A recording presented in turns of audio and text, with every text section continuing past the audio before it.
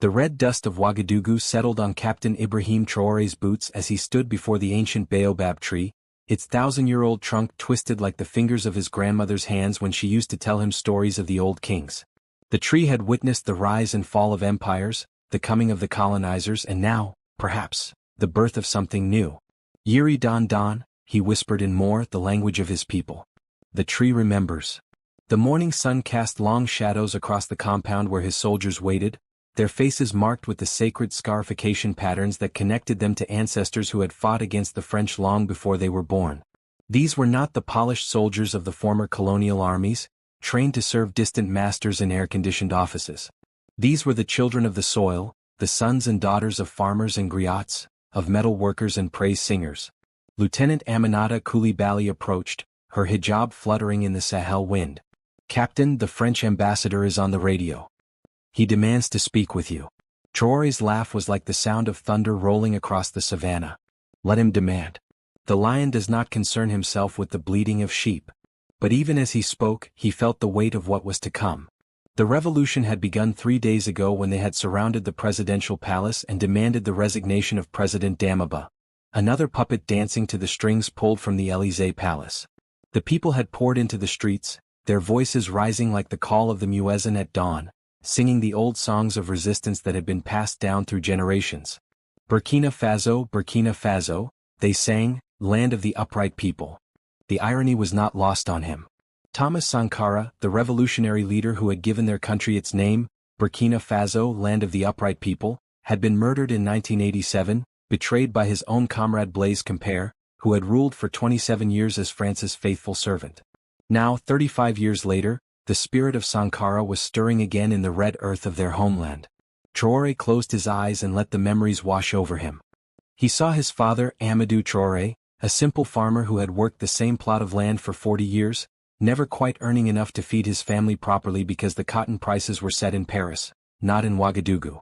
He saw his mother, Fatimata, walking 5 kilometers every morning to fetch water from the well because the French mining companies had diverted the rivers to wash their gold.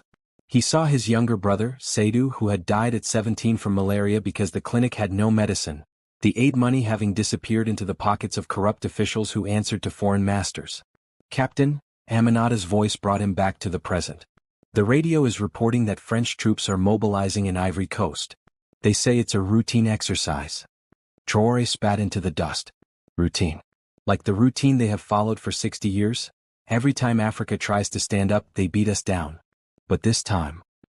He turned to face his lieutenant, his eyes blazing with the fire of conviction. "This time we are ready." In the old quarter of Ouagadougou, where the buildings were made of clay and the streets followed the ancient paths worn by countless feet, Mama Adjoa sat weaving a kent cloth that told the story of her people. Her fingers moved with practiced ease, each thread a memory, each pattern a prayer.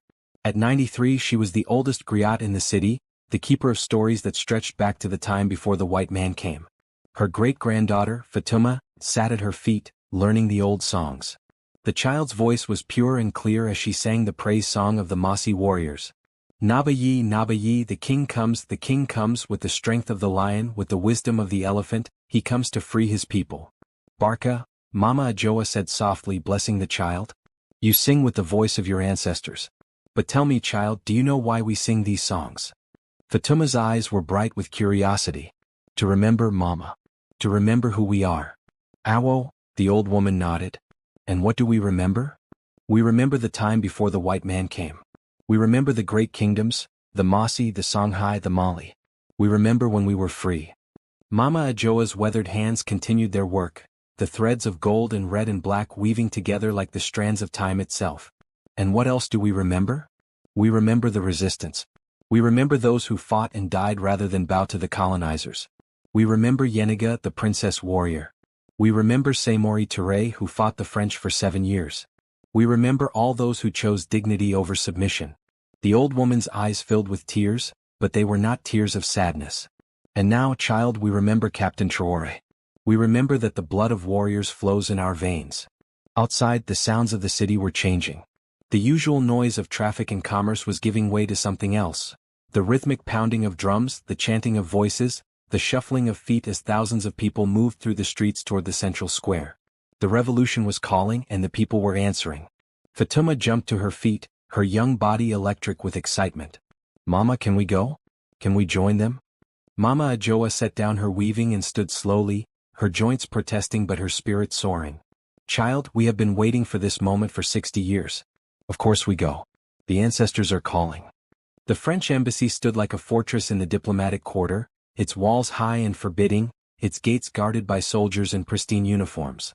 Ambassador Philippe Dubois paced in his office, his polished shoes clicking against the marble floor imported from Carrara. He was a man accustomed to power, to having his words obeyed without question. For 30 years he had served France's interests in Africa, ensuring that the flow of resources, gold, uranium, cotton, continued uninterrupted to the motherland. His phone buzzed. Paris. Dubois, came the sharp voice of Foreign Minister Catherine Moreau. What is the situation? Under control, Madam Minister. This Traore is just another upstart soldier drunk on revolutionary rhetoric. We've seen his type before, they flame out quickly when they realize the economic realities. Don't underestimate him, Philippe. Our intelligence suggests he's different from the others. He's been studying. He knows our methods. Dubois scoffed. Madam, I've been managing these people for 3 decades. They're all the same underneath, they need our money, our technology, our approval. Give me a week and I'll have him begging for a meeting. You have 48 hours. If you can't resolve this quietly, we'll have to consider other options. The line went dead. Dubois stared out his window at the city beyond, where he could see smoke rising from the direction of the central square. The ungrateful niggers were rioting again, forgetting that everything they had, their roads, their hospitals, their schools, was a gift from French generosity. A knock at the door interrupted his thoughts. Enter. His aide, a nervous young man named Laurent, stepped in. Sir, Captain Traore is here. He's demanding to see you. Demanding? Dubois's eyebrows rose. How quaint. Show him in. But when the door opened, it wasn't just Traore who entered. The captain was flanked by 6 of his soldiers, their weapons visible, their faces impassive. Behind them came an elderly woman in traditional dress, her presence somehow more intimidating than all the guns in the room. Captain Traore, Dubois said in French, his tone condescending. How can I help you? Traore looked around the opulent office, taking in the artifacts stolen from African kingdoms, the maps that showed Africa divided into French spheres of influence, the photographs of French presidents with various African dictators. When he spoke, it was not in French but in perfect English, his accent crisp and Oxford-educated. You can help me by listening very carefully to what I'm about to tell you. Dubois blinked, momentarily off balance. This was not the cowering supplicant he had expected. I'm sorry, but I prefer to conduct business in French. It is, after all, the language of diplomacy. Diplomacy? Traore's laugh was cold. There has been no diplomacy between France and Africa for 60 years. Only exploitation dressed up in pretty words. The old woman stepped forward, and when she spoke, her voice carried the weight of centuries. I am Mama Ajoa, and I have lived through the worst of what your country has done to mine. I have seen children die because their parents couldn't afford medicine that cost more than they earned in a year.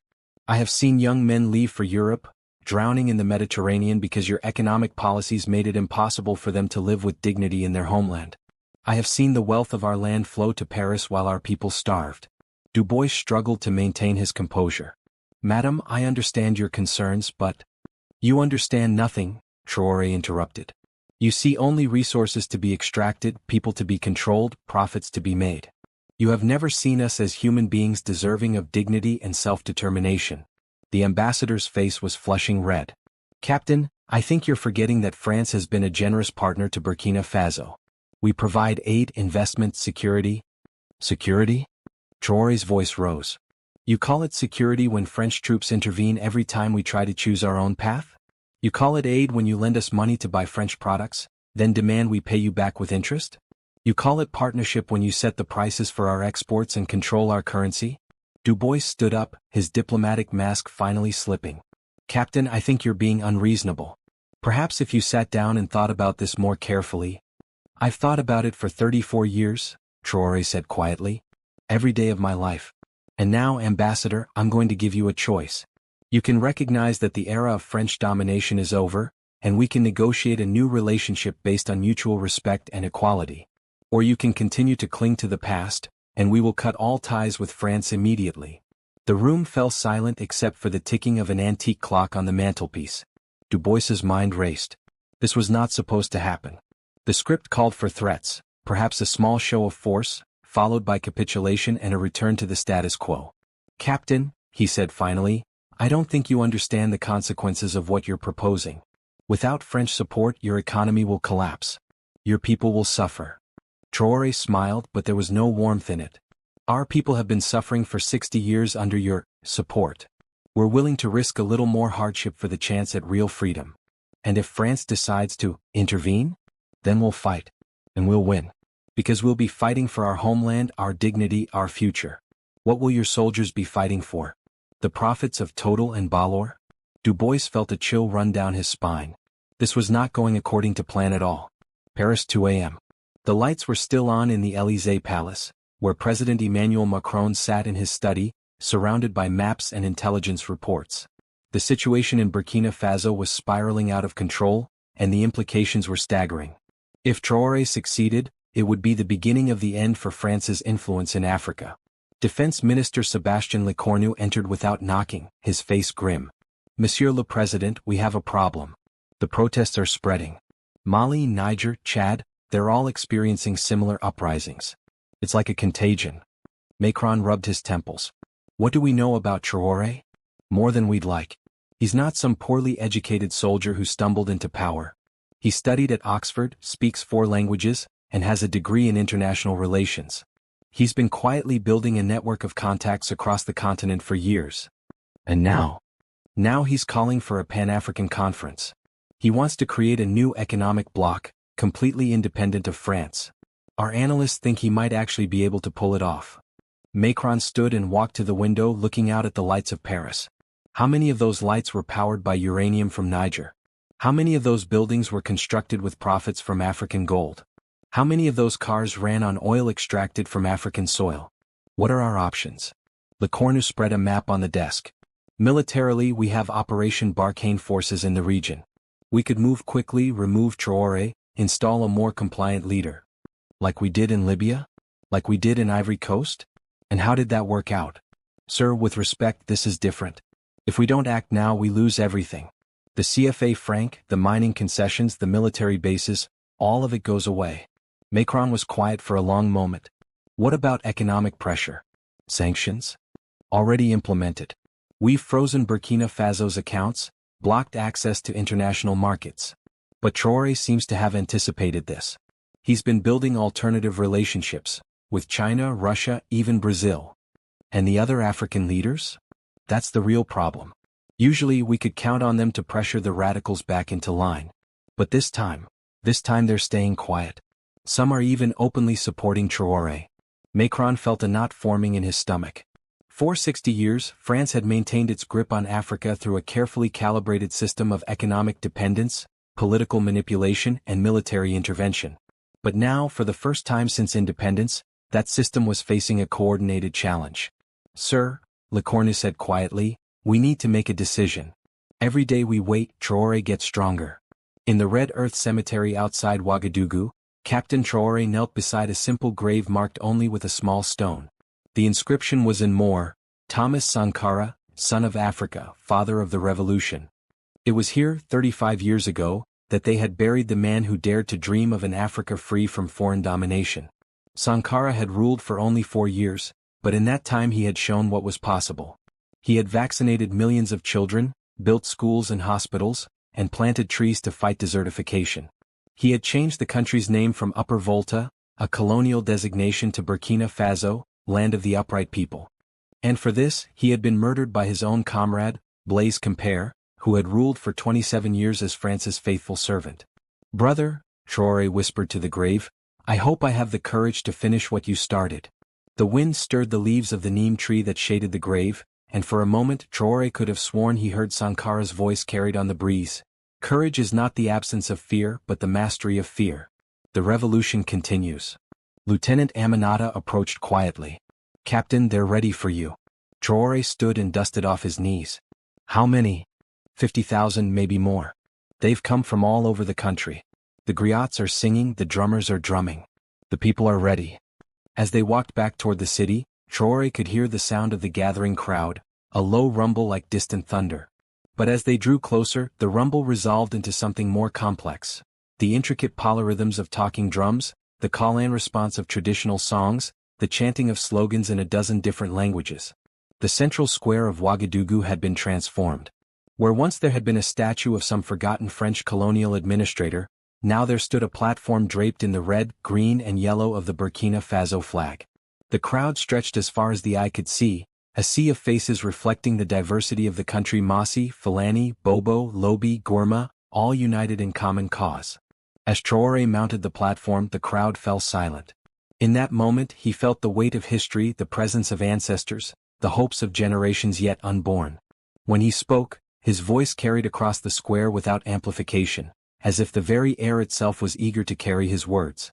Ya Soaba, he began in Moor, then switched to French for those who didn't speak the local language. My brothers and sisters, we gather here today not as subjects of any foreign power, but as the free children of Africa. The crowd roared its approval, the sound washing over him like a physical force. For 60 years, we have been told that we cannot survive without our former colonizers. We have been told that we are too poor, too backward, too divided to stand on our own. But I say to you today, we are not poor, we are the inheritors of the richest continent on earth. We are not backward, we are the children of the civilizations that built the pyramids and the universities of Timbuktu. We are not divided, we are united by the blood of our ancestors and the dreams of our children. The drums began to beat, a rhythm that seemed to come from the earth itself. The crowd began to sway, thousands of bodies moving as one, responding to the ancient call of the motherland. Today we declare our true independence. Not just from France, but from any nation that would treat us as vassals rather than equals. We declare our intention to build a new Africa, an Africa that serves its own people first, an Africa that trades with the world but bows to no one. In the crowd, Mama Adjoa raised her staff, the carved wood that had been passed down through 5 generations of griots. Her voice, cracked with age but still powerful, began to sing the old song of liberation. Tafamogo, Tafamogo, the time has come, to break the chains, to claim our names, to stand as one. The crowd took up the song, 50,000 voices joining in harmony that seemed to shake the very foundations of the earth. In that moment, Traore felt something he had never experienced before, the full power of a people united in common cause, the irresistible force of a revolution whose time had come. The video of Traore's speech spread like wildfire across social media. Within hours, it had been viewed millions of times, translated into dozens of languages, and shared by activists, scholars, and ordinary citizens around the world. But nowhere was its impact felt more strongly than in other African capitals. In Bamako, Mali, President Assimi Goïta watched the speech with a mixture of admiration and concern. His own country had been struggling with French intervention for years, with Operation Barkhane troops supposedly fighting terrorism but actually protecting French mining interests. The parallels to Burkina Faso were impossible to ignore. In Niamey, Niger, President Mohamed Bazoum found himself facing his own uprising as thousands of protesters marched through the streets demanding an end to French domination. The irony was bitter. Niger produced more uranium than any other African country, yet most of its people lived without electricity. In N'Djamena, Chad, President Mahamat Idriss Déby was fielding urgent calls from Paris, demanding that he publicly condemn Traore's extremist rhetoric. But Déby knew his own grip on power was tenuous, and the last thing he needed was to appear as France's puppet while his neighbors were asserting their independence. The African Union headquarters in Addis Ababa was in crisis mode. For decades, the AU had been a largely ceremonial body, its decisions ignored by the major powers and its budget dependent on foreign aid. But now, suddenly, it found itself at the center of a continental awakening. Secretary-General Moussa Faki Mahamat called an emergency session. The hall was packed with representatives from 54 African nations, their faces reflecting the tension of the moment. Some were clearly sympathetic to Traore's message. Others were just as clearly terrified of what it might mean for their own relationships with former colonial powers. Brothers and sisters, Faki began, we are witnessing a moment of historic significance. The question before us is not whether we support or oppose Captain Traore, but whether we are prepared to support the fundamental principle of African self-determination. The South African representative, Dr. Naledi Pandor, stood to speak. South Africa has experienced firsthand the cost of foreign economic domination. We support any African nation's right to chart its own course, free from external interference. The Nigerian representative, Jeffrey Onyema, was more cautious. Nigeria recognizes the sovereignty of all African nations. However, we must be careful not to destabilize the region through precipitous action. But it was the representative from Ghana, Shirley Iorker Botchway, who spoke most directly to the heart of the matter. My friends, we are facing a choice between the comfortable chains of dependency and the uncertain freedom of self-determination. Ghana chose independence 65 years ago, and we have never regretted it. Perhaps it is time for all of Africa to make the same choice. The debate continued for hours, but the momentum was clearly shifting. One by one, African leaders began to speak out in support of Burkina Faso's right to self-determination. The dominoes were beginning to fall. The response from European capitals was swift and harsh. Within 48 hours of Traore's speech, a comprehensive package of sanctions had been implemented. Burkina Faso's assets in European banks were frozen, trade agreements were suspended, and access to international markets was blocked. But Traore had anticipated this. For months, he had been quietly building alternative relationships. Chinese investment flowed in to replace European capital. Russian wheat arrived to substitute for French grain. Brazilian companies offered to buy gold and cotton at prices higher than the European cartels had ever paid. The real battle, however, was being fought in the realm of currency. The CFA franc, used by 14 African countries, was controlled by the French treasury and backed by French reserves. It was the ultimate symbol of economic colonialism. African nations could not even control their own money. In his office in the Bank of Burkina Faso, Governor Anatole Tapsoba worked feverishly to implement the plan he and Traore had developed in secret. The new currency, to be called the Sankara, would be backed by a basket of African commodities: gold, uranium, cocoa, cotton.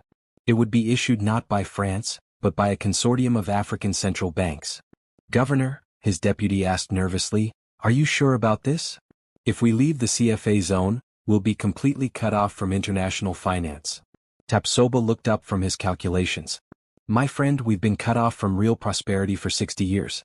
The CFA franc is designed to keep us poor, to ensure that our wealth flows to Paris rather than staying in Africa. It's time to break the chains." The technical challenges were immense. Creating a new currency required not just political will but sophisticated financial infrastructure. But Traore had been preparing for this moment for years, building relationships with central bankers across the continent, working with Chinese and Russian experts to develop the necessary systems. On the appointed day, Tapsoba stood before the cameras and made the announcement that would shake the global financial system. As of today, the Republic of Burkina Faso is withdrawing from the CFA franc zone. Our new currency, the Sankara, will be issued immediately, backed by the full faith and credit of the African people. The reaction was immediate and explosive. The value of the CFA franc plummeted as investors realized that if Burkina Faso could leave the zone, others might follow. In Paris, emergency meetings were called as officials realized that the foundation of their African empire was crumbling. But in Ouagadougou, people celebrated in the streets. For the first time in their lives, they would have a currency that served their interests rather than those of their former colonizers. The secure conference room in the Élysée Palace was thick with tension. President Macron sat at the head of the table, flanked by his defense minister, foreign minister, and the chief of staff of the armed forces. The holographic displays showed troop movements across West Africa, satellite imagery of key installations, and real-time intelligence feeds from French assets in the region. "Gentlemen," Macron began, "the situation has deteriorated beyond our worst-case scenarios. Mali has announced its intention to follow Burkina Faso out of the CFA zone. Niger is wavering. Chad is under pressure from street protests. If we don't act now, we lose everything." General Pierre de Villiers, the chief of staff, leaned forward. "Monsieur le Président, we have 5,000 troops in the region through Operation Barkhane. We could move quickly, decisively. A surgical strike to remove Traore and his key supporters, followed by the installation of a transitional government. And the international reaction? Manageable. We frame it as a counter-terrorism operation, protecting regional stability. The Americans will grumble publicly but support us privately. They understand the implications of losing control of Africa's resources." Foreign Minister Moreau was less optimistic. "Pierre, this isn't 2011. The international environment has changed. China and Russia are actively supporting Traore. They have investments to protect now. And the African Union is showing unprecedented unity." "Catherine makes a good point," Macron said. "What about the domestic political cost? The French public is already war-weary from years of intervention in Africa. Sir, Defense Minister Lecornu interjected. Respectfully, the French public doesn't understand what's at stake. Our entire economy depends on access to African resources. Without uranium from Niger, we can't power our nuclear plants. Without gold from Mali, our reserves are depleted. Without the CFA franc, we lose our monetary leverage over half of Africa. The room fell silent as the weight of the decision pressed down on them. For 60 years, France had maintained its position as a global power through its control of African resources. Now, for the first time since decolonization, that control was being seriously challenged. There is another option, Moreau said quietly. We could negotiate. Recognize their independence, maintain economic ties through genuine partnership rather than domination. General de Villiers scoffed. Catherine, you're being naive. Once they taste real independence, they'll never accept any form of French influence again. This is an existential threat to our national interests. Macron stared at the maps on the wall, showing the web of French interests across Africa. Military bases, mining concessions, oil platforms, uranium mines, all of it built on the foundation of political control. Could France remain a major power without its African empire? How long would the operation take? He asked finally. 72 hours, de Villiers replied. In and out, minimal casualties, maximum impact. And if it fails? Then we face a long-term insurgency, international condemnation, and the complete collapse of our African policy. Macron closed his eyes, feeling the weight of history. Every French president since de Gaulle had faced this moment, the choice between maintaining the empire and accepting France's reduced role in the world.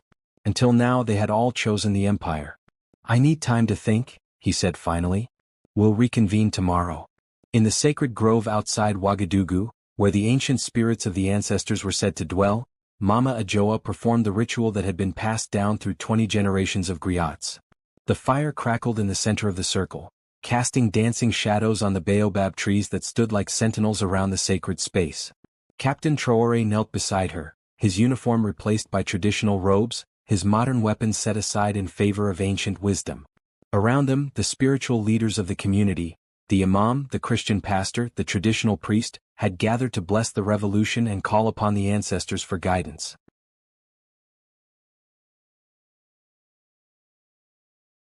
Traore shook his head. There was once a great tree that grew beside a river. When the storms came, it bent almost to the ground rather than break. The other trees mocked it, saying it was weak, that it had no dignity.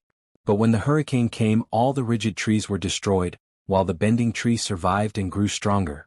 She placed her weathered hand on his arm. Sometimes, my son, we must bend to survive. But sometimes we must stand straight and face the storm, even if it means we might break. You chose to stand straight, and because of that, our people will never have to bend again.